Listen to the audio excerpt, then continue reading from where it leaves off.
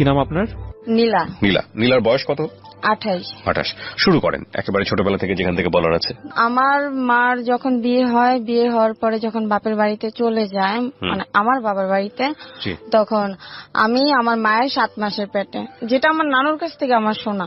Right. তো আমার নানুর বাড়িতে আমি জন্ম হই। আমার বাপটা তো একটু মানে জুয়ারি নেশা ছিল, তো আমার মাকে ঠিক মতন দেখতো না, মানে খাওন দিত না। একটা বাচ্চা পেটে নিয়ে একটা মহিলা যদি না খেতে পারে তার কতটা কষ্ট হয় সেটা উনি নিজেই জানে। তো আমার নানুর বাড়িতে চলে যায়। চলে যাওয়ার পরে আমার নানুর বাড়িতে আমি মানে দুনিয়াতে আসি। আমার বাবা অনেক দিন পর, যখন আমার বয়স 3 মাস পরে, তখন আমার বাবা একটু সুজি আর এক সেট গেঞ্জি স্যুট নিয়ে আসে আমার জন্য। আচ্ছা। পরে আমার মা আমাকে নিয়ে লুকায় চলে যায় যে আমার মেয়ে নিয়ে যাবে। তো আমার মামুদের আশা ছিল যদি আমি ছেলে হইতাম, মানে এটা তাদের কথা, যদি আমি ছেলে হইতাম তাহলে হয়তো আমি কোনো রোজগার করতাম। মেয়ে তো বিয়ে শাদী দেওয়া লাগবে, টাকা পয়সার বড় অ্যামাউন্টের ব্যাপার। তো আমাকে 7 মাসের করে আমার বাবার বাড়িতে দিয়ে আসে। তখন আমার বাবা অন্য জায়গায় বিয়ে করে। ওই সৎ মার যে মা ছিলেন মানে আমার নানুই হয় হিসাবে। তো আমার নানুরা, ওই আমার দাদি, এরা সবাই মিললে মানে ভিক্ষা করতো আর কি, আমাকে নিয়ে ভিক্ষা করাতো। তো একসময় আমার খালার বাড়িতে মানে ভিক্ষা করতে করতে মানে আমার খালার বাড়িতে চলে যাই। আমার খালা আমার দেখে কান্দা দেয় যে তোর এই অবস্থা কেন। পরে আমার খালা কারোর কাছে কিছু বলে না, মান সম্মানের ভয়। পরে এসে আমার খালা আমার ভাত খাওয়াইছে। ভাত টাত খাওয়ানোর পরে আমার খালা জিজ্ঞেস করছে যে এই ব্যাপারে তোর মা জানে? আমি কই না, মা জানে না, মা শুধু বাবার কাছেই দিয়ে দিচ্ছে। তারপরে আমার খালার কাছ থেকে নিয়ে গেছে। নিয়ে যাওয়ার পরে খালা বলছে যে ঠিক আছে আমি তোর বাবার সাথে কথা বলবো। বলে বাবার সাথে মনে হয় না যে আর বলা হয়েছে।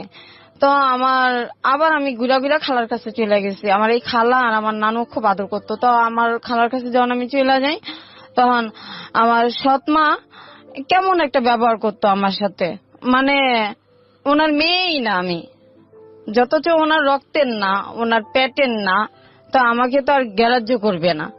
আর ওনাদের তো সন্তান আছে, আমার যে বোনগুলাই ওরা আছে, তো আমি ওদের সাথে খুব মিশুক হতাম, খুব মিশুক, কিন্তু আমাকে দেখতে পারতো না। কেমন একটা ব্যবহার করতো আমার সাথে। অসহায়ের মতন বসে থাকতাম, ছোট তো খুবই, অসহায়ের মতন বসে থাকতাম, মানে ঠিক মতন খাইতে পারতাম না, একটা জামা পরতে পারতাম না, মানুষের বাসায় জামা কাপড় পরতাম। বাবা একবেলা রিক্সা চালালে আরেক বেলা ঠিক মতন কাম কাজে যাইতো না। জুয়ারির টেবের নিশা, উনি জুয়া খেলতে খেলতে, আমার বড় মা তখন বাইচা ছিল, বড় মা যে কিছু জায়গা ছিল, দাদুর যে জায়গা ছিল, ওইগুলা বিক্রি করে দিত একটু একটু করে। তো এমন করতে করতে আমি খালার বাড়িতে যখন চলে যাই, খালা আমাকে রেখা দেয়। রেখে দেওয়ার পরে আমার খালা একজনের বাসায় কাজে দেয়। তো আমার তো ছোট মন, মানে পড়ালেখার দিকে অতটা ছিল না, কেউ গার্ডিয়ান করতো না। গার্ডিয়ানের যে মায়ের যে ভালোবাসা, একটা বাবার যে ভালোবাসা, ওই ভালোবাসাটা আমি পাইতাম না। ওইখান থেকে আমাকে মানুষের বাসায় কাজে দিয়ে দেয়, আমার খালা মানুষের বাসায় কাজে দিয়ে দেয়। তো ওইখান থেকে আমি মানে চলে আসি, ভালো লাগে না, চলে আসি, আবার বাবার বাড়িতে যাই। বাবার বাড়ির থেকে আমাকে দারোগার বাসায় কাজে দেয়। আমাদের যে এলাকা যে একটা দারোগা বলে, ওনার বাসায় কাজে দেয়। ওনার বাসার থেকে আমাকে সায়দাবাদ যে বাসায়, ওইখানে কাজে দেয়, ওনার মেয়ের বাসায়। তো আমি ছোটকালে মিঠাই খুব পছন্দ আমার, ওই মিঠাই আমি খাইতে গেছিলাম। তো ওনার স্বামীর কাছে বিচার দিছে যে মেয়েটা মিঠাই খেয়েছে। তো ওনার স্বামী আমাকে খুব ধমকি দিছে, ভয় টয় দেখাইছে যে তুমি মিঠাই খেয়েছো কেন। আমি কি, আমার খেতে মন চাইছে, আমি খাইছি। তো আমার তো ওই মুহূর্তে আমার ওটা কাজ করে না যে আমার এটা খাওয়াটা ঠিক হবে না, আমি তো খুব ছোট, আমাকে কেউ ছিল না দেখার মতন। পরে এসে আমাকে বলে যে তুই বাসা থেকে বাইরে যাবি। আমি ছোট, আমি কোথায় যাব, ঢাকা শহর চিনি না, জানি না কোথায় যাবি। তো আমি এটা বুঝতে পারতাম না যে হয়তো উনি আমাকে মনের থেকে বলে নাই। তো আমাকে মরিচ আনতে দিছে, ওই জিনিসটাই আমার মাথায় কাজ করতেছে যে উনি তো আমাকে বাসা থেকে বাইরে যেতে বলছে, তাহলে আমি চলে যাই। তো কমলাপুর গিয়ে বৈশা রয়েছি। আমার খুব ক্ষুধা লাগছে, কি খামো, মানুষের এখানে চায়া খাইতেছি, যে আমার একটু রুটি দেন। হ্যাঁ। তো একটু রুটির বদলি সে আমাকে বলছে যে চল আমার বাসায় যাবি। এই অপরিচিত লোক? হ্যাঁ। তো আমি বলছি যে কেন আপনার বাসায় যাব, চিনি না। কয় চল তোকে রুটি দিব, ভাত দিব, সাথে জামাও দিব, তুই কি ছিঁড়া একটা জামা পরে রইছিস। তখন বয়স কত আপনার? আমার বয়স তখন 8। পরে বাসায় যখন ডাকছে তো আমি বলছি যে না আমি যাব না, মানে ওইটা আমার একটু মাথায় কাজ করতো যে ওনার সাথে আবার গেলে আমি জানি না কি হবে। তো উনি আমাকে খুব আদর করে মানে ভালোবাসা দিয়ে আমাকে একটা কোক কিনা দিছে। কোকের মুখটা আবার উনিই খুলছে। তো উনি আমাকে যখন বাসায় নিয়ে গেছে, বাসায় নেওয়ার পরে আমাকে খাওয়াইছে, কোকটা খাওয়াইছে। কিন্তু কোকটা কিন্তু অচেতন একটা কোক ছিল। আচ্ছা। অচেতন একটা কোক ছিল। আমি ঘুমায় গেছি। হ্যাঁ, ঘুমায় গেছি। তারপরে আমার সাথে যেটা ঘটলো আর কি, ঘুম ভাঙার পরে আমি দেখি যে আমার জামাটা প্যান্ট আমার। আপনি কি তখন বাসায় ছিলেন? হ্যাঁ, ওই লোকটার বাসায়। তখন আমি মানে ওই মনের ভিতরে একটা ভয় কাজ করলো, একটু বুঝি। হ্যাঁ। আমি বললাম যে আমার জামা, কিন্তু লোকটা ঘরে নাই। লোকটা ঘরে নাই? আচ্ছা। লোকটা ঘরে নাই, লোকটা গেট খুলে চলে গেছে। হ্যাঁ। সেটা কি তার বাসা ছিল না তার গেস্টের বাসা সেটা আমি জানি না, কিন্তু উনি আমাকে বাসায় নিল। হ্যাঁ। তো আমার স্যালার জামা টামা সবই, কিন্তু আমার আঙ্গুলের ছাপ বসে গেছিল, মানে খামচির দাগ। পরে এসে আমি কান্না করছি, কান্না করতে করতে ওইখান থেকে মানে চলে গেছি। চলে যাওয়ার পর আশেপাশে যে লোকগুলাই ছিল, যে বয়স্ক টাইপের লোক, তারা আমাকে বললো তুমি কান্না করো কেন। তা আমি তো আর বলতে পারতাছি না যে আমার সাথে এই কাজটা হয়েছে। হ্যাঁ, এই কাজটা হয়েছে। তারপরে আমি আর কোথায় যাব, ওই রাস্তায় ভবঘরের মতন, রাস্তায় ভবঘর জীবনটা আমার। হ্যাঁ। তো আমি রাস্তায় থাকি, রাস্তায় খাই, রাস্তায় ঘুমাই, সবকিছু এভরিদিন আমার রাস্তায়। তো যখনই ক্ষুধা লাগতো, কারো কাছে কিছু চাইলে ওই অফারটাই আমাকে করতো। আমার তো বাঁচতে হবে, আমার তো বাঁচতে হবে। তো এক পুলিশ আমাকে বলছিল যে তুই অনেক ছোট, পুলিশটা অনেক ভালো ছিল। তুই তো অনেক ছোট, রাস্তায় থাকিস, কোন ছেলে না কোন ছেলে তোকে নিয়ে যাবে, চল আমার বাসা। সে আমাকে গাজীপুর নিয়ে যায়। গাজীপুর নেওয়ার পরে থানার থেকে উনি গাজীপুর নিয়ে যায়, মানে নাম টাম লিখে থানার থেকে গাজীপুর নিয়ে যায়। কিন্তু আমি বুঝতে পারি নাই ওনার ছেলেটা খুবই ছোট, 5 বছরের একটা বাচ্চা। ওই বাচ্চাটা আমার সাথে সাথে বাসা থেকে বাইরে গেছে।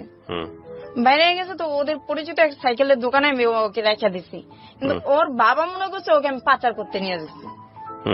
তারপরে ওই আমি একটা টেম্পো স্ট্যান্ডে আমি কথা বলছি যে আপনি কি পুলিশের লোক, তাহলে আমাকে একটু থানায় দিয়ে আসেন, কারণ আমি রাস্তা হারাই ফেলাইছি। আর ওনার নামটা আমার মনে নাই, রমনা থানা বললে সবাই চিনবে। তো ফট করে দেখি ওনার ওই ছেলের বাবা আমার হাত ধরছে, হাত ধরে বাসায় নিয়ে গেছে, নিয়ে আমাকে ইচ্ছা মতন মারছে। ইচ্ছা মতন মারছে আর বলছে যে তুই আমার ছেলেকে পাচার করে দিবি, তুই শিশু পাচার। আমি একটা বাচ্চা, আমি আর একটা বাচ্চাকে কিভাবে পাচার করব। কিন্তু যে লোকটার সাথে আমি কথা বলছি, ওই লোকটা যদি না থাকতো ওই মধ্যে কোর্ট কাচারিতে, তাহলে হয়তো আমার লাইফ শেষ হয়ে যেত। আমি আর কখনো মানে কারোর কথা ভাবতাম না। তো পরে এসে একটা এনজিওর মাধ্যমে আমি ছাড়া পাই, লং টাইম একটা যায়, যেমন 1 বছরের মতন আমার ওই জেলখানায় থাকা পড়ে, ঢাকা সেন্ট্রাল জেলে লং টাইম একটা যায়। তো সরকারি ভাবে যে আইন অনুযায়ী তারা তো ওইখানে আমাকে ভিতরে রাখছে। তো সবসময় মার কথা মনে পড়তো, মাকে দেখতে পারতাম না, নানির কথা মনে পড়তো, নানিকে দেখতে পারতাম না। কিন্তু আমার নানি যখন আমি জেলখানায়, তখন আমার নানি মারা যায়, আমি আমার নানির মুখটাও দেখতে পারি না। তো এক পর্যায়ে আমি সরকারি যে উকিল গুলাই, ওনারা প্রতি শুক্রবার মেয়েদেরকে লাইনে বসায়, যাদের কোনো অভিভাবক নাই, লাইনে বসায়।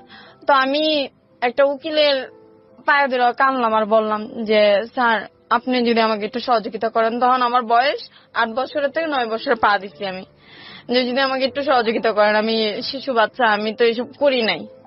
তো বলছে যে ঠিক আছে, আমি তোমার জন্য আমি চেষ্টা করব, তার আগে তোমাদের গ্রামের ঠিকানা বলো। তা আমি এগুলা যখন বললাম, কিন্তু তখন আমাদের এখন যে গাজীপুর, তখন আমাদের জেলাটা ছিল ময়মনসিংহ তখনকার। তো ওনারা সব বিস্তারিত বার করে তখন আমার নানুর বাড়িতে একটা চিঠি যায়। আচ্ছা। নানুর বাড়িতে যখন চিঠি যায় ওই চিঠিটার থেকে আমার মা পায়। আমার মাকে বললো যে আপনার মেয়ে তো অমুক জায়গায়। তখন বললো যে আমি তো কিছু করতে পারবো না, তার বাবার কাছে যাও। তো আমার বাবা ওই শেষ এক নজর আমাকে দেখতে যায়, শেষ এক নজর আমাকে দেখতে যায়, আমাকে আর পরে আর দেখতে যায় না। তার মেয়ে আছে, সবাই আছে, আমাকে তার প্রয়োজন নেই। পরে এসে আমি অনেক কান্না করতেছি, ওইখানে ওই জেলখানায় কান্না করতেছি যে আমার লাইফটা কি এভাবে শেষ হয়ে যাবে, আমি কি আর কখনো বেরোতে পারবো না। আমি তো কোনো দোষ করিনি, আস্তে আস্তে আমার জ্ঞান বুদ্ধি বাড়তেছে। তারপরে হঠাৎ করে আমি শুনতে পাই যে আমার মানে আমি খালাস, মুক্তি। কে করলো তাও জানেন না? তাও জানি না। ওই যে সরকারি যে উকিল, সেই উকিল ওইখান থেকে বাইরের থেকে সব কাজ করতেছে, কিন্তু সে একবারই আমার সাথে দেখা করছে, আর কোনোদিন দেখা করে নাই। ওই যে বাবা ছাড়াইতে পারবে না, মা আসতে পারবে না, তাহলে আমি মেয়েটা যাব কোথায়? হঠাৎ করে ওই যে বললাম যে আমি একদিন মানে মুক্ত হাওয়ার মতো আমি বাইরে যেতেছি। আমার সাথে যে আরো ছোট ছোট মেয়েগুলাই আছে, ওই মেয়েগুলো আমাকে জড়াই ধরে কান্না করতেছে যে তুই যে চলে যাবি নীলা, তোর জন্য আমার খুব মায়া হয়। আমি তো যদি আল্লাহ যদি বাঁচায় রাখে তাহলে এমনও হতে পারে ঘুরতে ঘুরতে এইগুলো আবার দেখা হইতে পারে। প্রিয় শ্রোতা, আমরা এই জায়গাটায় ছোট্ট একটা বিরতি নেব এবং বিরতির পর আবারও ফিরে আসবো জীবন গল্পে। যাওয়ার আগে আপনাদেরকে বলতে চাই, ঢাকা এফএম এর আরো একটি ইউটিউব চ্যানেল যেখানে আপনারা জীবন গল্পগুলো দেখতে পারবেন। আমাদের এই চ্যানেলটি আপনারা সাবস্ক্রাইব করুন। আমাদের চ্যানেলটির ঠিকানা হচ্ছে www.youtube.com/ilovedhakafm ILOVE love DHAKAFM। চ্যানেলটিতে গিয়ে আপনারা সাবস্ক্রাইব করুন। আমার এই অনুষ্ঠানগুলোতে যদি আপনি অংশগ্রহণ করতে চান আমাদেরকে ফোন করবেন। আমাদের ফোন নাম্বারটি হচ্ছে 09611904904। আমি আবারও বলছি 09611904904। ওকে, ছোট্ট একটা বিরতি। জীবন গল্প, জীবন গল্প, জীবন নাটকের চেয়েও নাটকীয়।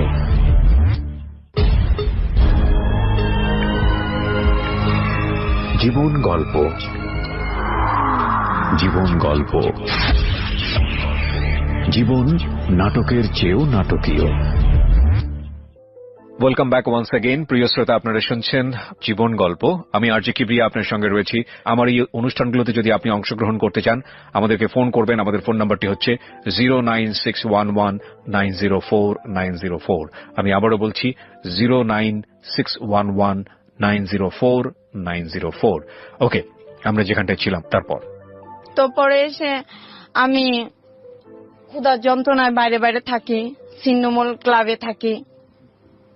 ছিন্নমূল ক্লাবে যখন থাকি তখন রমনা পার্কে এসে ফুল বিক্রি করতাম, পানি বিক্রি করতাম, কিন্তু ওই যে খারাপ যে কাজটা, ওই কাজটা যেতে চাইতাম না, কিন্তু বাধ্য হয়ে আমার যাওয়া লাগতো, খাইতে পারতাম না। তখন আপনাকে নিজে থেকে যেতে হতো? হ্যাঁ, তখন নিজে থেকে যেতে হতো, বাধ্য হয়ে যেতে হইতো। দেখা গেছে যে ফুল বিক্রি করতাম, ছেলেরা গায়ে হাত দিত, মানে ভালো লাগতো না, ছোঁয়াগুলো ভালো লাগতো না, কেমন জানি লাগতো। তো আমার সাথে একটা ছেলে আমার সাথে প্রেম করতো, ওই রমনা পার্কে একটা ছেলে প্রেম করতো। ওই ছেলে আমাকে রাত্রে থাকার জন্য অফার করছে যে তুই আমার সাথে রাতে থেকে যাবি, তোকে আমি সকালে ভাত খাওয়াই দিব। একটা মেয়ে তো ভাতই চায়, থাকার জন্য তো আর কোনো কিছু চায় না, খাবারই তো চায়। তো আমার খুব ক্ষুধা লাগছে, আমি কই ঠিক আছে তাহলে তুই আমাকে রাতে ভাত খাওয়াবি, আমার খুব ক্ষুধা লাগছে। হ্যাঁ তোকে খাওয়াবো, তুই আমার সাথে থাকবি? আমি কই ঠিক আছে আমি তোর সাথে থাকবো, কিন্তু তুই তোর সাথে যে আরো কয়েকটা পোলাপান আছে বাজে পোলাপান, ওদেরকে বলিস না, তাহলে ওরা আমাকে মার দিবে, বলিস না। তো ওই রমনা পার্কের যে অপর সাইডে একটা নতুন করে সাত সিস্টেমের একটা বিল্ডিং হইতাছিল, ওইখানে এখন বর্তমানে ফুল টুল বিক্রি করে। ওই শিশু পার্কের যে মাঝামাঝি যে রোডটা, ওই সাইডে ফুল বিক্রি করে। ওই ছাদে ছোট্ট কইরা ছাউনির মতন বাঁশ দিয়ে মানে ঘর বানাইছে কোন মতো। পরে এসে আমাকে ওইখানে নিয়ে গেছে। তো আমি তো জানি না যে কি হতে চলছে আমার সাথে। পরে এসে ওই ছেলে তো আমার সাথে তো তার যে আরো যে মানে সাঙ্গ গুলাই আছে, যে বন্ধুরা আছে, তারা আমার সাথে আমারে শুধু শুধু লাঠি এনে ইচ্ছা মায়ের তো পরে এসে আমি কই যে আমার মারলেন কেন, কয় তুই ওর সাথে আসছিস কেন? আমি কই ও তো আমাকে নিয়ে আসছে। কয় ওই আমার পাঠাইছে। আমি কই ওর সাথে তো আমি কোনো খারাপ কিছু আচরণ করি নাই, আর তোমাদের সাথেও তো করি না, তো বিনা দোষে কেন আমার মারলা? হুম। আমি কি করছি? আমার একটা পার্ট দেখাও যে আমি এই কাজটা করছি, কিংবা তোমাদের সাথে খারাপ ব্যবহার করছি, কিংবা তোমাদের কোনো কিছু করছি, তার একটা ক্লু আমাকে দেখাও। দেখাতে পারতেছে না। মতলব ওর সাথে গেলি কেন, ওর সাথে শুইছিস কেন? আমি কি আমার পেটে খিদারে, আমার তোরা বাদ দে, নাহলে একটা কাজ দে, মারিস না। হাতে দড়ি পায়ে দড়ি, কে শুনে কার কথা? মানুষের ভিতরে তো মানুষ থাকে না, নিষ্ঠুর। পরে এসে আমি অনেক কান্না করছি, মায়ের খেয়ে বইসা রইছি, 2 হাঁটুতে হাতে অনেক ব্যথা করতেছে, ব্যথার ওষুধ কিনা দেওয়ার মতন কোনো মানুষ নাই। খোড়াইতে খোড়াইতে লোকেদের কাছে 2 টাকা 3 টাকা করে চাই যে ভাই আমারে 2 টাকা দেবেন, আমি ওষুধ কিনবো। আমার ওষুধ কেনার টাকা নেই।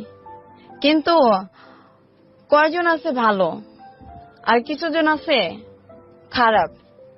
সমাজের ভিতরে যে আমি আমি আমি যে বেঁচে আছি, এটাই সবচেয়ে বড় কথা। আমি টিএসসিতে গেছি, টিএসসি তো তখন অন্যরকম ছিল। টিএসসিতে গেছি, ছাত্রছাত্রীদের কাছে টাকা চাইতেছি, তাদের ভিতরে একটা ছেলে হয়তো ভালো পড়ছে, আমার নিয়ে ডাক্তারখানায় নিয়ে দেখে ওষুধ কিনা দিছে, পেট ভরে ভাত খাওয়াইছে, নতুন জামা কিনা দিছে। কিন্তু সবাই তো আর সবার মতন হয় না। তারপরে রাত আসে, কোথায় যাব, কোথায় ঘুমাবো? ঘুরতে ঘুরতে গুলিস্তান গিয়ে ঘুমাই। গুলিস্তানে আরো যে মেয়েরা আছে ওদের সাথে মিশা ঘুমাই। কিন্তু ওই যে বড় বড় যে ছেলেগুলাই, তারা তো উত্তপ্ত করে, জামা দইরা টান দেয়, ঘুমের ঘরে এইসব মানে দেয়। যদি না যাই, মুখ চাইপা ওই স্টেডিয়ামের উপরে উঠায়, যে ইগুলাই থাকে, যে কার্নিজের উপরে উঠায়, জোর করে জোর জবরদস্তি করে। আমি কই ভাই আমার ছাইরা দাও, আমার ভালো লাগে না, হয় ভালো একটা সুন্দর জীবন দাও, নইলে আমার ছাইরা দাও, ভালো লাগে না এইসব কাজ, ভালো লাগে না। কই রাস্তায় ঘুমাস কে, বাড়িঘর নাই? আমি কি বাড়িঘর তো আমি চিনি না, আমি তো ঢাকা কাজে আসছিলাম, বাড়িঘর তো চিনি না, তখন কিন্তু বাড়িঘর চিনি না আমি। হুম। তারপরে পরের স্টেপে আমার যখন নাকি রাতের বেলা, যখন নাকি ওরা আমার সকালবেলা আমার গুইনা গুইনা 500 টাকা দেয়, তখন এই টাকার দিকে তাকাই আর বলি যে এই যে 500 টাকার জন্য ওরা আমার জোর করে, এই টাকাটা না দিয়ে যদি তাদের ভিতরে যে কোনো একজন যদি আমার নিজের বোনের মতন, কিংবা যে কোনো একটা আপন মানুষ মনে করে যদি আমার রাখতো, তাও তো নিজের বুঝাইতে পারতাম যে না, আমি রাস্তার থেকে আমি মানে ঘরে আছি। আর আমার বাবা তো ওই যে জেলখানা দেখে আসছে আমাকে, আমি তো গ্রামের বাড়ি ঠিক মতন চিনি না। তারপরের ঘটনা এই যে আমাকে যে 500 টাকা দিল, 500 টাকা দেওয়ার পরে আমি বলি যে আমার মাকে খুব দেখতে ইচ্ছা করে, মাকে দেখতে যাবো, দেখি বাস কোথায় পাই। গুলিস্তান দাঁড়াই, গুলিস্তানে আমাদের এলাকার নাম ধরে রাখতেছে। তো আমি গিয়েছি, গিয়ে পলায়া ঘরের হাইসের পিছনে, মাটির গর্ত হাইসের পিছন দিক দিয়ে দাঁড়ায় রয়েছে। আমার নানু দেখা কাইন্দা দিছে। এটা হলো আমার নানু, হলো যে প্রতিবেশী যে নানু, ওই নানু দেখা কাইন্দা দিছে, আর বলে যে তোর তো নানু নাই, নানু তো মারা গেছে।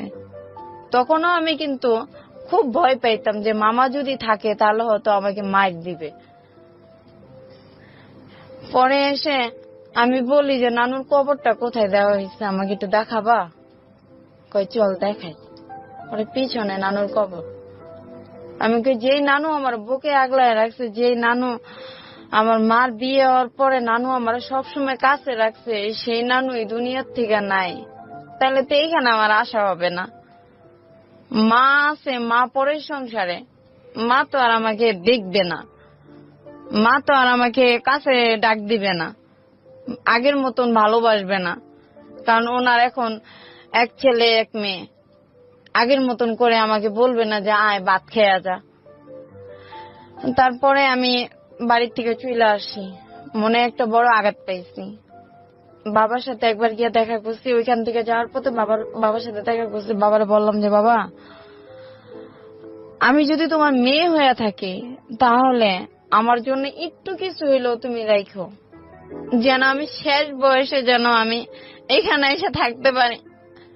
আমার বাবা বলে যে তুই আমাকে 5,000 টাকা দে, আমি তোর নামে জায়গা রেজিস্ট্রি করে দে।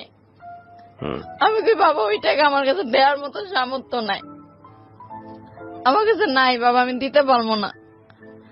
সৎ ভাই বোন গুলো আমার দেখতে পারে না। লাস্ট মানুষ বলে যে তুই এখানে এসে কি করবি, এখানে তো তোর দেখতেই পারে না, তোর আরো খারাপ বলে।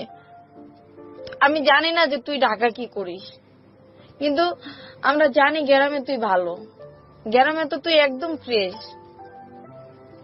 কিন্তু তোর তো সমস্যা করে তোর সৎ ভাই বোন গুলো, ওরা তো তোকে দেখতে পারে না। মনে হয় যে বাবার যে সম্পত্তি গুলো আছে ওদের প্রতি তুই মানে আকর্ষণ করিস, ক্রাশ করিস। এই জন্য আমি বলি যে না, আমার এইদিকে কোনো আকর্ষণ নাই। যদি বাবা নিজের মনের থেকে না দেয় আমার কোনো দাবি নাই, কিন্তু আমার বাবা ওই দুনিয়াতে তো যাবে। আমি একটা এতিম, না পাইছি মায়ের আদর, না পাইছি বাবার আদর, আমি তো একটা এতিম। বাবা তো একটা এতিম মেয়ে মনে করে আমার জন্য একটু জায়গা রাখতে পারে। তারপরে ওইখান থেকে আমার আস্তে আস্তে আস্তে আস্তে আমি আমার জেল জগৎ, রাস্তায় তো ঘুমাই, কখনো পুলিশে ধরে নিয়ে যায়, কখনো পুলিশে মারে, এমনি সেমনি করতে করতে আমার 2015-তে আমি আসি লাস্ট ফিনিশিং। 2015 থেকে আমি আবার জেলখানার থেকে আসি। যত আমরা খারাপ মেয়ে, আমরা রাস্তায় থাকি, মানে সমাজের মানে আমাদের জন্য সমাজের সমস্যা হয়ে যায়। আমাদের জন্য ভালো ভালো মেয়েদের নাকি বলে ইফটিজিন করে, তাহলে যদি আমাদের জন্য যদি ভালো ভালো মেয়েদের ইফটিজিন করে তাহলে 5 বছরের বাচ্চাদের কেন রেপ করে? আমরা তো ইচ্ছা করে রাস্তায় নামি নাই, পেটের দায়ে পেটের ক্ষুধায় রাস্তায় নামছি। কেউ তো আর আমাদের ভালোবাসে নাই, নিজের মনে করে। তারপরে যখন জেলখানার থেকে 2015-তে বাইরে একটা ছেলের সাথে আমার রিলেশন হয়, এই জগৎ থেকে, এই খারাপ জগতের থেকে সম্পর্ক হয়, আমাকে বিয়ে করে। বিয়ে করার পরে আমার বিয়ের 1 বছর করতে পারে নাই, ও আরেকটা মেয়ের সাথে রিলেশনে জড়ায় গেছে। আমি ওর হাতে ধরছি, পায়ে ধরছি যে ভাই আমারে তুই ডাল ভাত খাওয়াই ঘরে রাখ, আমি এই কাজে যাব না, এই কাজে আমার ভালো লাগে না, এই কাজটা আমার কাছে একটা নরকের মতন লাগে, আমি যাবো না, তুই আমার ডাল ভাত খাওয়া, আমি ঘরে থাকি, আমি নামাজের চূড়া জানি না, তুই আমারে শিখাবি, আমি শিখতে চাই, তুই আমার স্বামী তো, তুই আমারে শিখাবি। কে শুনে কার কথা? আমার স্বামী গাড়ি চালায়, 2 দিন পর 3 দিন ঘরে আসে, আর ওর মার কাছে বলে যে অত সন্তান হইব না, ওরে দেশের বাড়িতে নেওয়া যাবে না, ওদের দেশের বাড়ি আবার বরিশাল, ওকে দেশের বাড়িতে নেওয়া যাবে না। আমি কই কি যে ভাই আমার সন্তান হবে, ডাক্তারে বলছে, তুই যদি ঠিক মতন ঘরে আসিস, ঠিক মতন যদি স্বামী স্ত্রী যে একটা সম্পর্কই তো তুই আমার সাথে করিস না, তাহলে আমার সন্তান কিভাবে হবে? প্রিয় শ্রোতা, আমরা এই জায়গাটায় ছোট্ট একটা বিরতি নেব এবং বিরতির পর আবারও ফিরে আসবো জীবন গল্পে। যাওয়ার আগে আপনাদেরকে বলতে চাই, ঢাকা এফএম এর আরো একটি ইউটিউব চ্যানেল যেখানে আপনারা জীবন গল্প এবং সিক্রেটস অনুষ্ঠানের ভিডিওগুলো দেখতে পারবেন। আমাদের এই চ্যানেলটি আপনারা সাবস্ক্রাইব করুন। আমাদের চ্যানেলটির ঠিকানা হচ্ছে www.youtube.com/ilovedhakafm, ILOVE love DHAKAFM। চ্যানেলটিতে গিয়ে আপনারা সাবস্ক্রাইব করুন। আমার এই অনুষ্ঠানগুলোতে যদি আপনি অংশগ্রহণ করতে চান, আমাদেরকে ফোন করবেন। আমাদের ফোন নাম্বারটি হচ্ছে 09611904904। আমি আবারও বলছি 09611904904। ওকে, ছোট্ট একটা বিরতি। জীবন গল্প, জীবন গল্প, জীবন নাটকের চেয়েও নাটকীয়।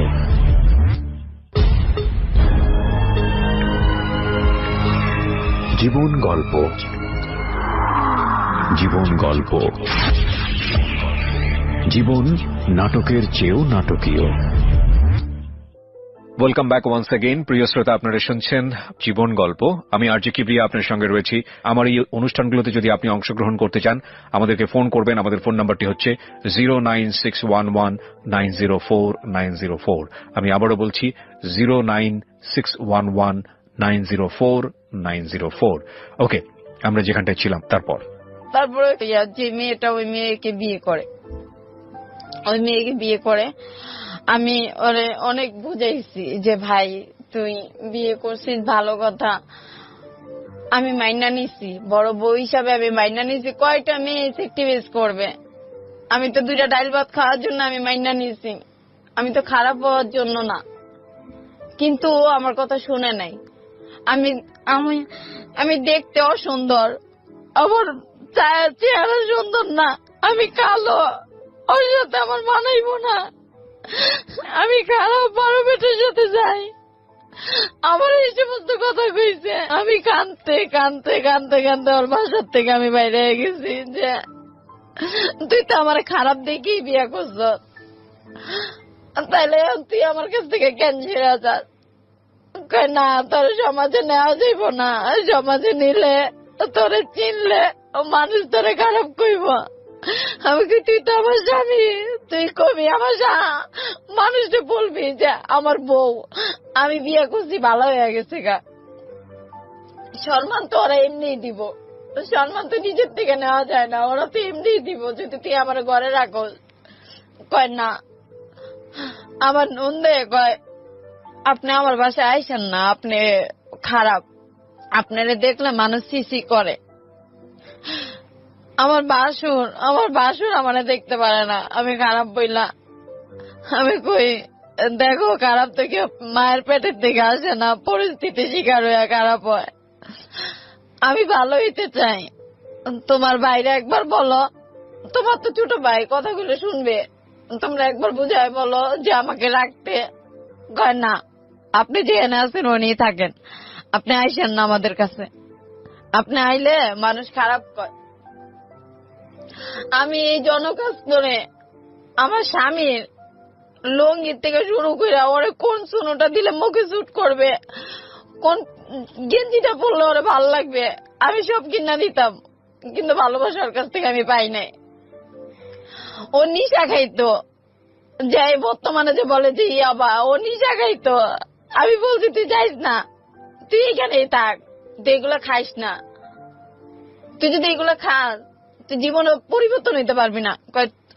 আমার মারে তেল বাঁকা দিত, তুই আমার চিনস, তারা মায়েরা গুম করে তুমি কেউ খবর পাইব না। আমি কই দেখ, আমি এতিম মাইয়া, তুই এতিম, তুই এইগুলা খাইস না। আসলে আমার কথা শুনতো না। নিত্য নতুন মেয়ে দেখে, নিত্য নতুন মেয়েদের ছোঁয়ার ভালো লাগে। বউ তো পুরনো হয়ে গেছে, বউ ছোঁয়ার ভালো লাগে না। বউ কাছে গেলে মানে যেমন অস্বস্তি বোধ করে। পরে এসে আমি বলছি যে ভাই, তুই যখন বিয়া করছ, তুই সাথে যখন থাকবি, তাহলে তুই আমার মাসে সংসারে খরচ দিস 5,000 টাকা, সেটা দিবি? আমি টাকা পাবো কই? আমি কই তুই তো গাড়ি চালাস, আর আমি এই যে দেখ না, আমি বাইরে যাই, রাস্তায় যাই, সবসময় তো কাজ হয় না, একসময় ঘরে না খায়া থাকতে হয়। মাসে ঘর ভাড়া 5,000 টাকা, খাওয়ান আছে, সবকিছু আছে, কাপড় চাপড় আছে, এগুলো তো তুই আমার দেশ না, আমার নিজেরই মেনটেন করে চলতে হয়। আমি তো মানসিক প্রেশার নিতে পারি না। ওর জন্য আমি একবার ফাঁসি দিতে গেছি, একবার আমার বুকে আগুন দিতে গেছি। ওই বাঁচাইছে, কিন্তু ওই বাঁচাইছে আবার ওই আমার কাছ থেকে সরে গেছে। তাহলে কেন গেলি আর কেন আমার বাঁচাইলি? তুই যদি নাই যাইতি, তাহলে তো আমি নিয়ত করছিলাম যে দুইজনের স্বামী স্ত্রী মিল্লা কিছু টাকা জোগাইয়া ব্যাংকের থেকে যে পিক আপ গাড়িগুলো আছে, ও তো গাড়ি চালাইতে পারে, একটা গাড়ি কিনা দেবো, আমার নামেই থাকবো, ও আস্তে আস্তে মাসে মাসে কিস্তি দিয়ে দিবে, সুদ করে দিবে। কিন্তু না, কয় আমারে 5 লাখ টাকা দে, 5 লাখ টাকা দে, টাকা দিলে তাহলে তোর সাথে আমি থাকবো। আমি কই, আমি এই টাকা পাবো কই? তুই তো জানোস যে আমি কি কাজ করি, এই কাজে তো এরকম এত টাকা পাওয়া যায় না, আর এই কাজে কয় টাকা দেয়? কোনো ক্লায়েন্টে দেয় 1,000 টাকা, কোনো ক্লায়েন্টে দেয় নাইডি নিয়ে গেলে 2,000 3,000 টাকা দেয়। এত টাকা তো পাওয়া যায় না, আর আমি কই পাবো এত টাকা? আর আমি তো আর 5 জনের মতন ওইরকম খারাপ হইতে পারবো না যে একজনের নিঃস্ব কইরা শেষ কইরা আমি নিয়ে এসে পাবো, তাহলে তো আমার জেল হইব, ফাঁসি হইব। আমি তো এগুলা পারবো না, না পারলে নাই, তোর কাছে আমি থাকবো না। তারপরে দিয়া আমি বাইরে চলে যাবো দেখে আমি পাসপোর্ট করছি, বাইরে চলে যাবো দেখে পাসপোর্ট করছি। 2017-তে আমি যাইতে পারি নাই, কারণ আমার ভিসার মেয়াদটা আছে একদিন, আমি যাইতে পারি নাই। পরে আবার নতুন করে আবার পাসপোর্ট আর ভিসা এগুলা সব ঠিকঠাক করছে। ঠিকঠাক করার পরে অন্য অফিসের থেকে আমি গেছি সৌদি 2018-তে। তখন আমার মা বোন সবাই ঢাকা থাকে, তখন আমার মা বোন জানতো না যে আমি এই কাজ করি। ওদের সাথে বছরে একবার গিয়ে আমি দেখা করতাম, নাহলে মাসে একবার গিয়ে দেখা করতাম। এত লম্বা হিস্টোরি, সবকিছু মেমোরিতে থাকে না, যেগুলো মনে আছে আমি সেগুলোই বলতেছি। তারপরে আমার মা বোন আমি নিয়ে আসছি। এখানে আবার একটা ঘটনা ঘটছে যে আমার ছোট ভাই আবার একটা কাজ করছে। ওই ছোট ভাইয়ের জন্য আমি, আমার ছোট বোন, আমার মামানি জেলখানায় গেছি। কারণ আমি তো জেলখানায় গেছি, জেল জগতের অবস্থা আমি জানি, কিন্তু ওরা তো কখনো জেলখানায় যায় নাই। ওই ভাইয়ের জন্য আমাদের জেলখানায় নিয়ে গেছে। তোর ভাইরে ধরায় দে, নইলে টাকা দে। তা আমরা বললাম যে ভাইরে ধরায় দিব, আমরা ওই টাকা কোথায় পাবো, আমাদের কাছে টাকা নাই। আমাদের জিজ্ঞেস করে ও তোর কি হয়, আমি কি আমার ভাই হয়, কয় তোর কেমন ভাই, আমি কই আমি আগের সংসারের, এটা তোমার বলতে হবে।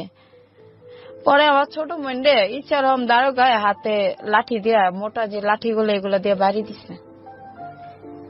আর ওই দারোগায় আমার মাঝরাই তো ঘুমেতে উঠায় নিয়ে আমারে কয় তোর ভাইয়েরে আইনা দে, আর নিলে তোরা জেলে পচবি। তখন আমি বলি অন্যায় ভাই করছে, আমরা অন্যায় করি নাই। তো এইখানে যে অন্যায় করছে আপনারা তারে খোঁজেন। আচ্ছা, আপনার নামটা যেন কি বলছিলেন? নীলা। নীলা, আমি খুব সংক্ষিপ্ত করে কিছু প্রশ্ন আপনাকে জিজ্ঞেস করি। আপনার বর্তমান কি আপনি একই পেশার সঙ্গে যুক্ত আছেন? জি জি। এখন আছেন? জি। আপনার এই পেশাতে নিশ্চয়ই ভালো লাগে না? না। তো আপনি এখান থেকে বের হয়ে গার্মেন্টসে যান না কেন? গার্মেন্টসে কাজ করলে তো পারেন। গার্মেন্টসে কাজ করলে শিক্ষাগত যোগ্যতা লাগে, যেটা আমার ভিতরে নাই। আচ্ছা। বাসা বাড়িতে কাজ করতে গেলে দেখা গেছে ছেলে একা থাকে, গায়ে হাত দেয়। অফিসে পিয়নের চাকরি করব, একটা ফাইল একটা স্যারের কাছে দিয়ে দেবো, এখানে কি লেখা আছে আমি পড়তে পারবো না। মাসে যদি আমার খাওয়া দাওয়া নিয়ে 20,000 টাকা খরচ যায়, আমি 20,000 টাকা আমি কোথায় পাবো? না, তারপরেও আমি আপনাকে একটা কথা বলি, আপনি যদি চেষ্টা করেন এখান থেকে বের হয়ে আসার জন্য, নিশ্চয়ই আল্লাহ আপনাকে পথ দেখাবে। চেষ্টাটা করতে হবে, এক। আর 2 নম্বর যেটা, সেটা হচ্ছে দেখেন এই জায়গাটা কিন্তু অনেক রিস্কি। আপনি যে কাজটা করেন এটার যে হেলথ কিছু ইস্যু আছে, স্বাস্থ্যগত কিছু বিপজ্জনক ঝুঁকিপূর্ণ একটা জায়গা, এটা জানেন আপনি? হ্যাঁ জানি। আচ্ছা, তাহলে এই ঝুঁকিপূর্ণ জায়গাতে যেভাবে স্বাস্থ্য ভালো রাখতে হয় সে বিষয়ে আপনি সচেতন থাকবেন।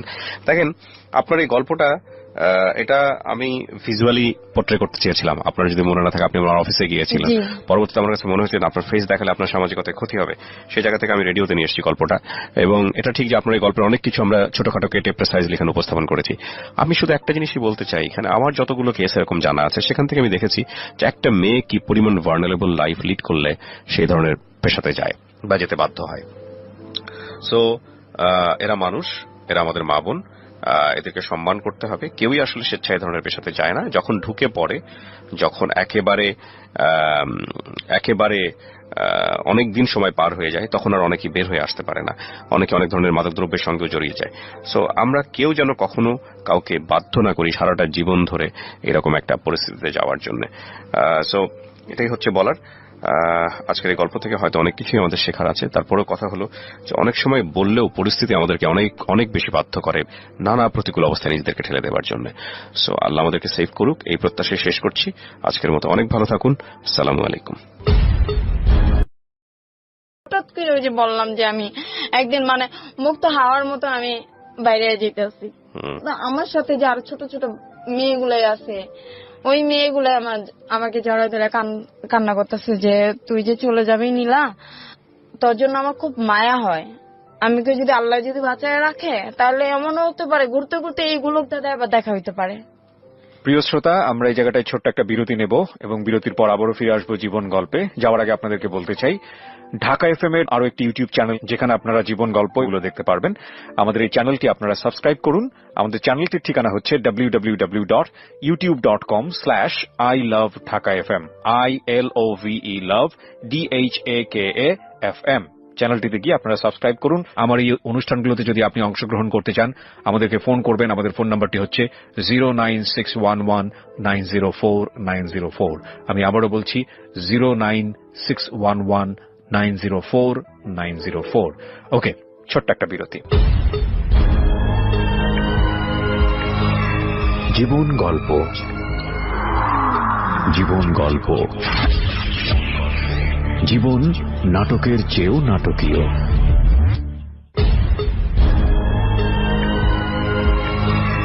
জীবন গল্প, জীবন গল্প, জীবন নাটকের চেয়েও নাটকীয়। Welcome back once again. প্রিয় শ্রোতা, আপনারা শুনছেন জীবন গল্প। আমি আরজে কিবরিয়া আপনার সঙ্গে রয়েছি। আমার এই অনুষ্ঠানগুলোতে যদি আপনি অংশগ্রহণ করতে চান, আমাদেরকে ফোন করবেন। আমাদের ফোন নাম্বারটি হচ্ছে 09611904904। আমি আবারও বলছি 09611904904। ওকে, আমরা যেখানটায় ছিলাম তারপর তো পরে এসে আমি ক্ষুধার যন্ত্রণায় বাইরে বাইরে থাকি, ছিন্নমূল ক্লাবে থাকি। ছিন্নমূল ক্লাবে যখন থাকি তখন রমনা পার্কে এসে ফুল বিক্রি করতাম, পানি বিক্রি করতাম। কিন্তু ওই যে খারাপ যে কাজটা, ওই কাজটা যেতে চাইতাম না, কিন্তু বাধ্য হয়ে আমার যাওয়া লাগতো। খাইতে পারতাম না। তখন আপনাকে নিজে থেকে যেতে হতো? হ্যাঁ, তখন নিজে থেকে যেতে হতো, বাধ্য হয়ে যেতে হইতো। দেখা গেছে যে ফুল বিক্রি করতাম, ছেলেরা গায়ে হাত দিত। মানে ভালো লাগতো না, ছোঁয়াগুলোই ভালো লাগতো না, কেমন জানি লাগতো। তো আমার সাথে একটা ছেলে আমার সাথে প্রেম করতো। ওই রমনা পার্কে একটা ছেলে প্রেম করতো। ওই ছেলে আমাকে রাত্রে থাকার জন্য অফার করছে যে তুই আমার সাথে রাতে থেকে যাবি, তোকে আমি সকালে ভাত খাওয়াই দিব। একটা মেয়ে তো ভাতই চায়, থাকার জন্য তো আর কোনো কিছু চায় না, খাবারই তো চায়। তো আমার খুব ক্ষুধা লাগছে। আমি কই ঠিক আছে, তাহলে তুই আমাকে রাতে ভাত খাওয়াবি? আমার খুব ক্ষুধা লাগছে। হ্যাঁ, তোকে খাওয়াবো, তুই আমার সাথে থাকবি? আমি কই ঠিক আছে, আমি তোর সাথে থাকবো, কিন্তু তুই তোর সাথে যে আরো কয়েকটা পোলাপান আছে, বাজে পোলাপান, ওদেরকে বলিস না, তাহলে ওরা আমাকে মার দিবে, বলিস না। তো ওই রমনা পার্কের যে অপর সাইডে একটা নতুন করে সাত সিস্টেমের একটা বিল্ডিং হইতাছিল, ওইখানে এখন বর্তমানে ফুল টুল বিক্রি করে। ওই শিশু পার্কের যে মাঝামাঝি যে রোডটা, ওই সাইডে ফুল বিক্রি করে। ওই ছাদে ছোট্ট কইরা ছাউনির মতন বাঁশ দিয়ে মানে ঘর বানাইছে কোন মতো। পরে এসে আমাকে ওইখানে নিয়ে গেছে। তো আমি তো জানি না যে কি হতে চলছে আমার সাথে।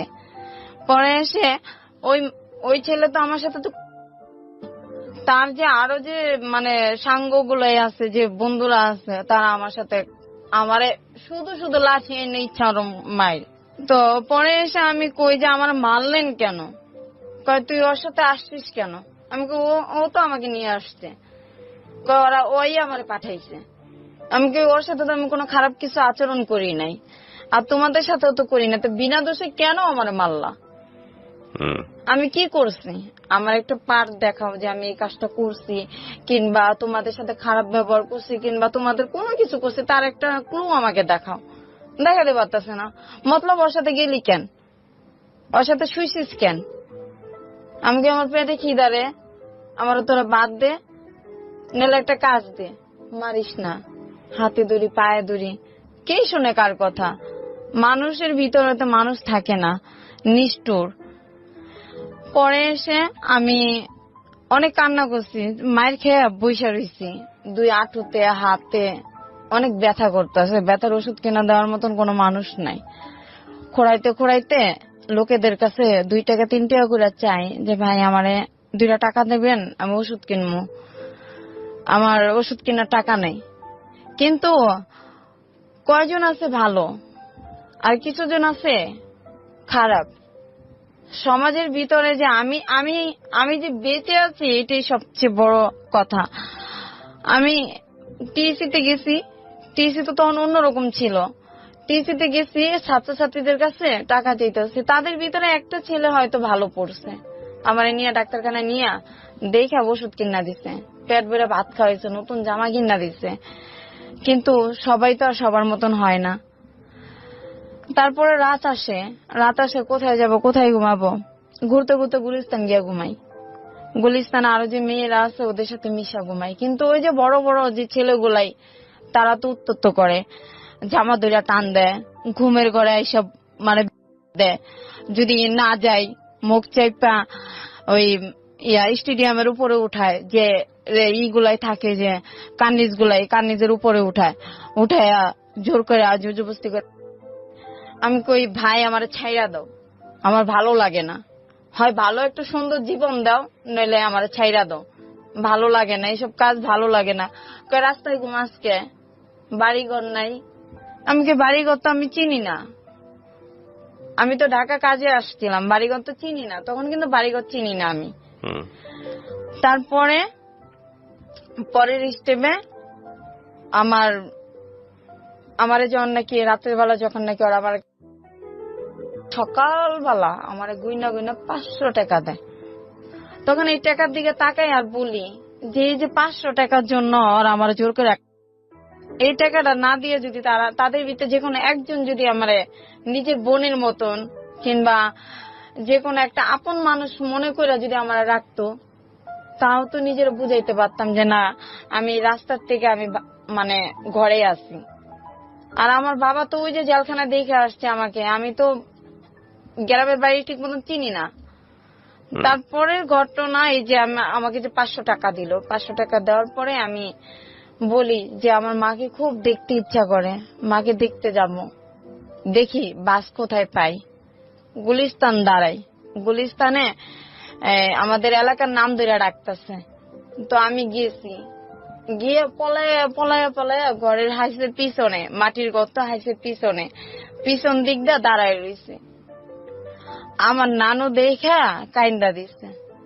এটা হলো আমার নানু, হলো যে প্রতিবেশী যে নানু, ওই নানু দেখা কাইন্দা দিচ্ছে আর বলে যে তোর তো নানু নাই, নানু তো মারা গেছে। তখনও আমি কিন্তু খুব ভয় পাইতাম যে মামা যদি থাকে তাহলে হয়তো আমাকে মার দিবে। পরে এসে আমি বলি যে নানুর কবরটা কোথায় দেওয়া হয়েছে, আমাকে একটু দেখাবা? কই চল দেখাই। পরে পিছনে নানুর কবর।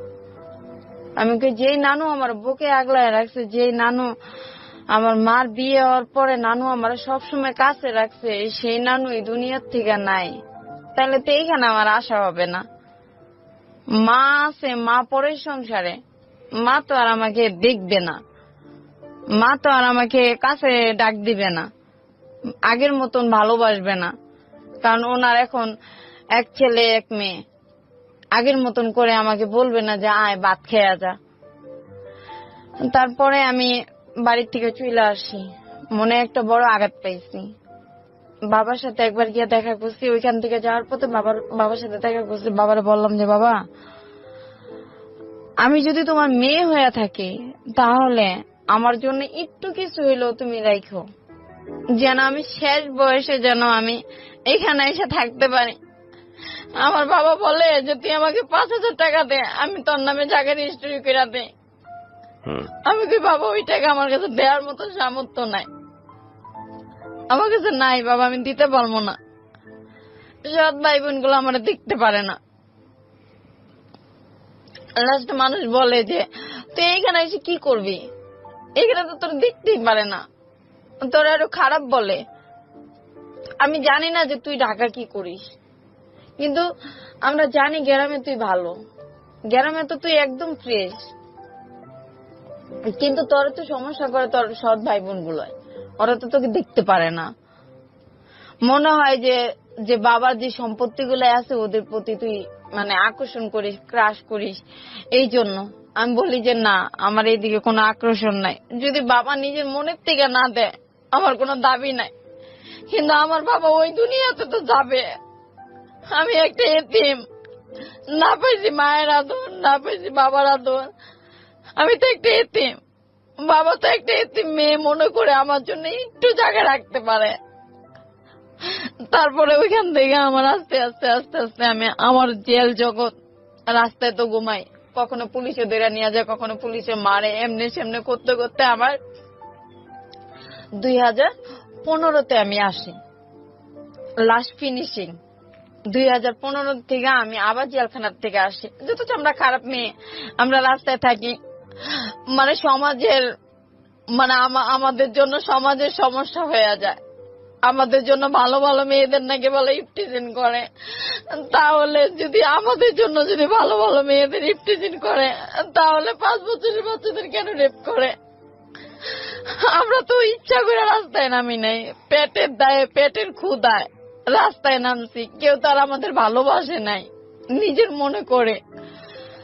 তারপরে যখন জেলখানার থেকে 2015-তে বাইরে একটা ছেলের সাথে আমার রিলেশন হয়, এই জগৎ থেকে, এই খারাপ জগতের থেকে সম্পর্ক হয়, আমাকে বিয়ে করে। বিয়ে করার পরে আমার বিয়ের 1 বছর ঘুরতে পারে নাই, ও আরেকটা মেয়ের সাথে রিলেশনে জড়ায় গেছে। আমি ওর হাতে ধরছি, পায়ে ধরছি যে ভাই আমারে তুই ডাইল ভাত খাওয়ায় ঘরে রাখ, আমি এই কাজে যাব না, এই কাজে আমার ভালো লাগে না, এই কাজটা আমার কাছে একটা নরকের মতন লাগে, আমি যাবো না, তুই আমার ডাল ভাত খাওয়া, আমি ঘরে থাকি, আমি নামাজের চূড়া জানি না, তুই আমারে শিখাবি, আমি শিখতে চাই, তুই আমার স্বামী তো, তুই আমারে শিখাবি। কে শুনে কার কথা? আমার স্বামী গাড়ি চালায়, 2 দিন পর 3 দিন ঘরে আসে, আর ওর মার কাছে বলে যে অত সন্তান হইব না, ওরে দেশের বাড়িতে নেওয়া যাবে না, ওদের দেশের বাড়ি আবার বরিশাল, ওকে দেশের বাড়িতে নেওয়া যাবে না। আমি কই কি যে ভাই আবার সন্তান হবে, ডাক্তারে বলছে তুই যদি ঠিক মতন ঘরে আসিস, ঠিক মতন যদি স্বামী স্ত্রী যে একটা সম্পর্কই তো তুই আমার সাথে করিস না, তাহলে আমার সন্তান কিভাবে হবে? প্রিয় শ্রোতা, আমরা এই জায়গাটায় ছোট্ট একটা বিরতি নেব এবং বিরতির পর আবারও ফিরে আসবো জীবন গল্পে। যাওয়ার আগে আপনাদেরকে বলতে চাই, ঢাকা এফএম এর আরো একটি ইউটিউব চ্যানেল যেখানে আপনারা জীবন গল্প এবং সিক্রেটস অনুষ্ঠানের ভিডিওগুলো দেখতে পারবেন। আমাদের এই চ্যানেলটি আপনারা সাবস্ক্রাইব করুন। আমাদের চ্যানেলটির ঠিকানা হচ্ছে www.youtube.com/ilovedhakafm, ILOVE love DHAKAFM। চ্যানেলটিতে গিয়ে আপনারা সাবস্ক্রাইব করুন। আমার এই অনুষ্ঠানগুলোতে যদি আপনি অংশগ্রহণ করতে চান, আমাদেরকে ফোন করবেন। আমাদের ফোন নাম্বারটি হচ্ছে 09611904904। আমি আবারও বলছি 09611904904। ওকে, ছোট্ট একটা বিরতি। জীবন গল্প, জীবন গল্প, জীবন নাটকের চেয়েও নাটকীয়।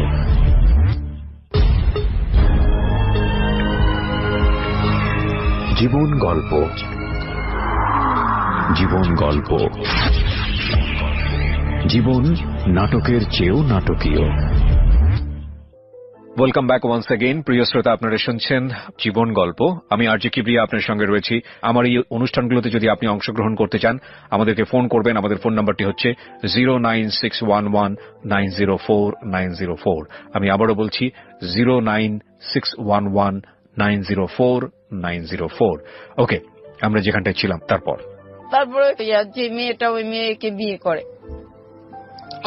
বিয়ে করে, আমি ওরে অনেক বুঝাইছি যে ভাই তুই বিয়ে করছিস ভালো কথা, আমি মাইনা নিছি, বড় বউ হিসাবে আমি মাইনা নিছি। কয়টা মেয়ে সেক্টিভাইজ করবে? আমি তো 2টা ডাল ভাত খাওয়ার জন্য আমি মাইনা নিছি, আমি তো খারাপ হওয়ার জন্য না। কিন্তু আমার কথা শুনে নাই।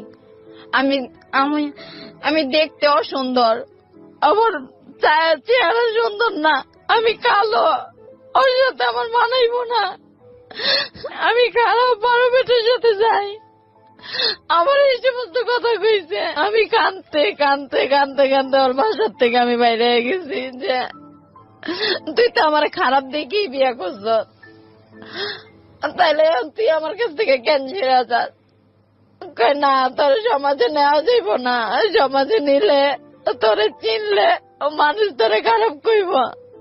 আমি কি, তুই তো আমার স্বামী, তুই কবি আমার মানুষটা বলবি যে আমার বউ, আমি বিয়ে করছি ভালো হয়ে গেছে গা, সম্মান তো ওরা এমনি দিব, সম্মান তো নিজের থেকে নেওয়া যায় না, ওরা তো এমনি দিব যদি তুই আমার ঘরে রাখো। কয় না, আমার নন্দে কয় আপনি আমার বাসায় আইসেন না, আপনি খারাপ, আপনারে দেখলে মানুষ সিসি করে। আমার বাসুর আমারে দেখতে পারে না, আমি খারাপ বইলা। আমি কই দেখো, খারাপ তো কেউ মায়ের পেটের থেকে আসে না, পরিস্থিতি শিকার হয়ে খারাপ হয়। আমি ভালো হইতে চাই, তোমার বাইরে একবার বলো, তোমার তো ছোট ভাই কথাগুলো শুনবে, তোমরা একবার বুঝায় বলো যে আমাকে রাখতে। কয় না, আপনি যেখানে আছেন উনি থাকেন, আপনি আইসেন না আমাদের কাছে, আপনি আইলে মানুষ খারাপ কয়। আমি এই জনকাজ করে আমার স্বামীর লঙ্গির থেকে শুরু করে ওরে কোন সুনোটা দিলে মুখে শুট করবে, কোন গেঞ্জিটা পরলে ওরে ভালো লাগবে, আমি সব কিনা দিতাম, কিন্তু ভালোবাসার কাছ থেকে আমি পাই নাই। ও নিশা খাইতো, যাই বর্তমানে যে বলে যে ইয়াবা, ও নিশা খাইতো। আমি বলছি তুই যাইস না, তুই এখানেই থাক, তুই এগুলো খাইস না, তুই যদি এগুলো খাস তুই জীবনে পরিবর্তন হইতে পারবি না। আমার মারে তেল বাঁকা দিত, তুই আমার চিনস, তারা মায়েরা গুম করে তুমো, কেউ খবর পাইবো না। আমি কে দেখ, আমি এতিম মাইয়া, তুই এতিম, তুই এইগুলা খাইস না। আসলে আমার কথা শুনতো না। নিত্য নতুন মেয়ে দেখে, নিত্য নতুন মেয়েদের ছোঁয়ার ভালো লাগে। বউ তো পুরনো হয়ে গেছে, বউ ছোঁয়ার ভালো লাগে না। বউ কাছে গেলে মানে যেমন অস্বস্তি বোধ করে। পরে এসে আমি বলছি যে ভাই, তুই যখন বিয়া করছ, তুই সাথে যখন থাকবি, তাহলে তুই আমার মাসে সংসারে খরচ দিস 5,000 টাকা, সেটা দিবি? আমি টাকা পাবো কই? আমি কই তুই তো গাড়ি চালাস, আর আমি এই যে দেখ না, আমি বাইরে যাই, রাস্তায় যাই, সবসময় তো কাজ হয় না, একসময় ঘরে না খায়া থাকতে হয়। মাসে ঘর ভাড়া 5,000 টাকা, খাওয়ান আছে, সবকিছু আছে, কাপড় চাপড় আছে, এগুলো তো তুই আমার দেশ না, আমার নিজেরই মেনটেন করে চলতে হয়। আমি তো মানসিক প্রেশার নিতে পারি না। ওর জন্য আমি একবার ফাঁসি দিতে গেছি, একবার আমার বুকে আগুন দিতে গেছি। ওই বাঁচাইছে, কিন্তু ওই বাঁচাইছে আবার ওই আমার কাছ থেকে সরে গেছে। তাহলে কেন গেলি আর কেন আমার বাঁচাইলি? তুই যদি নাই যাইতি, তাহলে তো আমি নিয়ত করছিলাম যে দুইজনের স্বামী স্ত্রী মিল্লা কিছু টাকা জোগাইয়া ব্যাংকের থেকে যে পিক আপ গাড়িগুলো আছে, ও তো গাড়ি চালাইতে পারে, একটা গাড়ি কিনা দেবো, আমার নামেই থাকবো, ও আস্তে আস্তে মাসে মাসে কিস্তি দিয়ে দিবে, সুদ করে দিবে। কিন্তু না, কয় আমারে 5 লাখ টাকা দে, 5 লাখ টাকা দে, টাকা দিলে তাহলে তোর সাথে আমি থাকবো। আমি কই আমি এই টাকা পাবো কই? তুই তো জানোস যে আমি কি কাজ করি, এই কাজে তো এরকম এত টাকা পাওয়া যায় না। আর এই কাজে কয় টাকা দেয়? কোন ক্লায়েন্টে দেয় 1,000 টাকা, কোন ক্লায়েন্টে দেয় নাইডে নিয়ে গেলে 2,000 3,000 টাকা দেয়, এত টাকা তো পাওয়া যায় না। আর আমি কই পাবো এত টাকা? আর আমি তো আর 5 জনের মতন ওইরকম খারাপ হইতে পারবো না যে একজনের নিঃস্ব কইরা শেষ কইরা আমি নিয়ে এসে পাবো, তাহলে তো আমার জেল হইব, ফাঁসি হইব। আমি তো এগুলা পারবো না। না পারলে নাই, তোর কাছে আমি থাকবো না। তারপরে দিয়া আমি বাইরে চলে যাবো দেখে আমি পাসপোর্ট করছি। বাইরে চলে যাবো দেখে পাসপোর্ট করছি। 2017-তে আমি যাইতে পারি নাই, কারণ আমার ভিসার মেয়াদটা আছে 1 দিন। আমি যাইতে পারি নাই। পরে আবার নতুন করে আবার পাসপোর্ট আর ভিসা এগুলা সব ঠিকঠাক করছে। ঠিকঠাক করার পরে অন্য অফিসের থেকে আমি গেছি সৌদি 2018-তে। তখন আমার মা বোন সবাই ঢাকা থাকে। তখন আমার মা বোন জানতো না যে আমি এই কাজ করি। ওদের সাথে বছরে একবার গিয়ে আমি দেখা করতাম, নাহলে মাসে একবার গিয়ে দেখা করতাম।